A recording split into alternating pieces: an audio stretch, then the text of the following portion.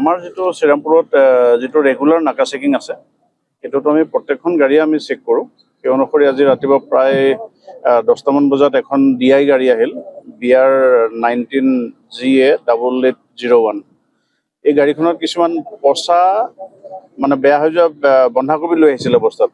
গতিকে আমাৰ নাকা চেকিং পাৰ্টিৰ যেতিয়া সন্দেহ হ'ল যে বিহাৰৰ গাড়ী এখনে পচা বস্তু লৈ গৈছে, তাক চাইড কৰি ৰাখি ভালকৈ চেক কৰা দেখিলে যে তাত গাঞ্জা আছে। সেই অনুসৰি আমি যিখিনি ফৰ্মেলিটিজ আছে ফৰ্মেলিটিজ কৰি মেলি আমি 147 কেজি আমি গাঞ্জা জব্দ কৰোঁ, যিখিনিৰ মূল্য প্ৰায় 30 লক্ষ টকা হ'ব।